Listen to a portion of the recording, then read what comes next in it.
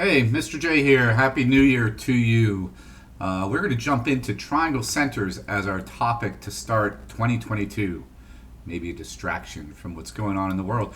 A topic that I'm pretty excited about. We're going to focus on 4 triangle centers. Some of you did this before break, but I thought this would be a nice way to jump back into the academics and geometry for the new year. I may have shown this to you. This website here is the Encyclopedia of Triangle Centers. Imagine you work there and you're in search of more triangle centers. And if you don't recall, triangles do have more than one center, which may sound a little strange. So let's talk about that for a second. So here is GeoGebra Classic. Remember, we always use GeoGebra Classic, and you should have it bookmarked. If you just draw a triangle, scaling triangle like this, we can find the center by just clicking on midpoint or center. Now that's one center. There are more. We're going to focus on 4. And if you looked over here and went to part 1 of Evansville or Clark Kimberling Encyclopedia of Triangle Centers, all of the 4 we're talking about are in the first section here. If this works. I thought it was working. In any case, let's move on. What I've shared with you in your Google Drive folder, in your mathematics folder, is this summary page. We will have a quiz at the end of this week or the start of next week. And so you should make sure this is your study guide. I'm going to zoom in a little bit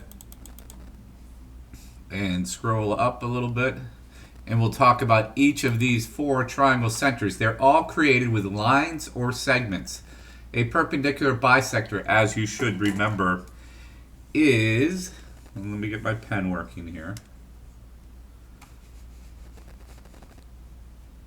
There you are. All right. So if we draw, and I'm going to have this a little bit thinner, maybe around a 1. And let's do, say, pink. And actually, I got this dot out here. Let's get rid of that. All right. Perpendicular bisector. If we identified the center of the side and drew a perpendicular line down, that would be the perpendicular bisector. Right? So that this is congruent to this, and this is a right angle. We could find the center of this side and do another perpendicular line. This is not GeoGebra quality, it's just an estimate. Again, this would be congruent to this and perpendicular. Now you can draw a third. You don't need it. We've already identified this center of a triangle. And some of you may remember what this is called. It is called the Circumcenter. So let's fill that in right here. This is called the Circumcenter. And that looks just a touch too big. As I was over break and writing recommendations and going through some homeworks, it occurred to me that some of you guys are very good at the drawing tablets and some of you need some help. And I think you should probably type things a little more often just so you're neat and organized. And let's do one more text box right over here. How do you draw the circumcenter? It's really as stated. What do I mean by that? Well, it's a perpendicular bisector. How do you draw a perpendicular bisector? It's a perpendicular bisector. So let's just draw in the third one. Like I said, they're going to be concurrent. And so we find the center of this side. And perpendicular, hold shift down, and it should agree. They should all concur, and there is the circumcenter. If we go ahead and we draw a circle, this is called circumscribing. I'm going to go to one of the vertices, and what you should notice is that it should go through all 3 vertices. All right, and yes, it can be outside. Let's go back to text box. And yes, it can be outside. And the special properties here, do one more text box. It is equidistant to the vertices and center of the circumscribed circle. All right, how do I do with getting that in the box here? Not quite, but probably good enough. All right, we'll do it that way. All right, so we have our first center. That's called the circumcenter. Let's do one more, angle bisectors. So angle bisectors create something called This is called the Incenter. And again, it's as stated. How do you draw angle bisectors? Well, it's as stated, just like that. And so let's draw some angle bisectors. I don't want to do the actual construction here. Let's just estimate what that would look like. So it's splitting this side and this side. And every point on the angle bisector is equidistant to the sides.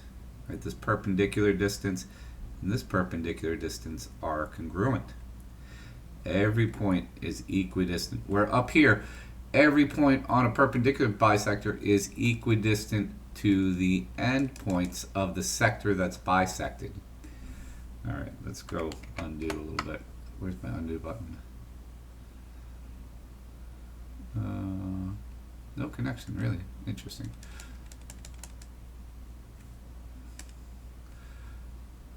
Okay. So angle bisector, let's do another one. And they're going to draw a second angle bisector on this side. So splitting these two right down the middle, equidistant. And same for this, the third one, and it should agree. It should agree. And that would be, point right there is called the incenter. Okay, and it's equidistant to the three sides. Now we don't have that distance right now. Let's go ahead and see what that distance would be. That distance would be the perpendicular distance there, or the perpendicular distance here, which is just about what that is, or the perpendicular distance there. And these three pink segments should be all congruent to each other. And that means we could draw a circle. Go back with a circle now. Circle. So that we would be here. And it should be pinned inside. Do you see the center of that circle right under the shift? That's the inscribed circle. So let's go ahead and fill in this. The incenter is always, hold on, let me just see what I set up here. Can it be outside? Now down here. Can it be outside? No. This is always inside, and it is equidistant to the sides of the triangle. Center of the inscribed circle. Very good. We have two triangle centers now. The medians, let's talk about that. We'll get a new color. Love having colors available. How about green? All right, medians go from midpoint. Let's go to the line. Midpoint, like right about here. Didn't I choose green?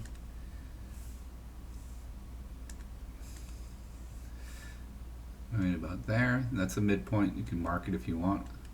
And a midpoint here. Use 2 dashes this time. And maybe about there. 3 dashes. And we draw from the vertex to the midpoint. Vertex to midpoint. And this will be a test on how well I drew it to see mid to vertex. In this one here, this is the actual center that we had over here on GeoGebra Classic. If I went ahead and did midpoints on each side, I missed there. Midpoint, midpoint, midpoint, and draw the segments now from vertex to midpoint. They would all agree with that. We lost it. I lost my internet connection. No worries. That there is called, drum roll please. Where are we? Over on,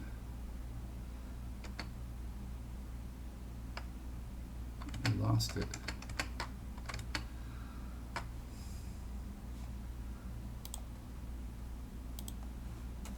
Where did it go?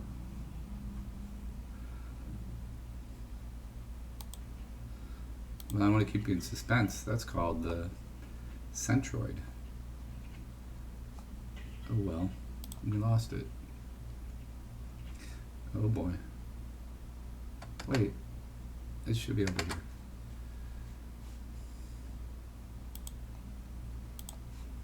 I'm just in the wrong place. There we go. My fault.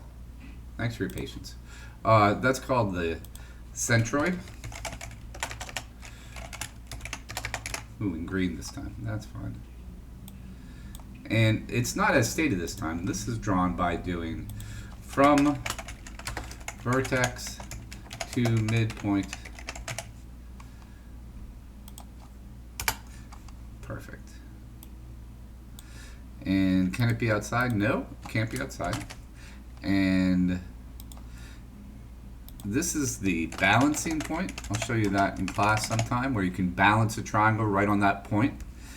And it is also always 2/3 of the distance from vertex to midpoint. I'll tell you what that means. So you can almost see it, can't you? That if this distance here was, say, 2x, this would be x. And if this distance was 2y, this would be y. And if this distance was 2z, this would be z. Kind of interesting. And this is the centroid and the balancing point. All right, getting a little long. Let's do one more. And this is with altitudes. And altitudes, let's get a new color. This purple now. And an altitude goes from vertex, and it's perpendicular to the base. All right, so that's perpendicular. And altitude, ooh, geez. Perpendicular, so just eyeballing it, I'm saying that's perpendicular. And this third one should agree, be coincident, that it goes through there and perpendicular to base. All right, so how do we draw it? It's from vertex and perpendicular to opposite base. The name of this one is called the orthocenter. Can it be outside? Yep, it can be. It can be outside. Sometimes these altitudes will meet outside the triangle. And the purpose of the orthocenter, not much. It is part of something called the Euler, look how I said that, Euler segment. And I'm going to draw this for you quickly, but there's our summary page. Let's zoom out and see how it looks. All right, hopefully you're able to do that on your page and make it look nice and neat. Make sure you hit save if you have a connection. I don't know where my connection went to. And so let's go ahead and do a little bit on GeoGebra with this now, okay? So maybe I'll break this into a second video, all right? So this is the end of part 1, and see me on the other side in part 2.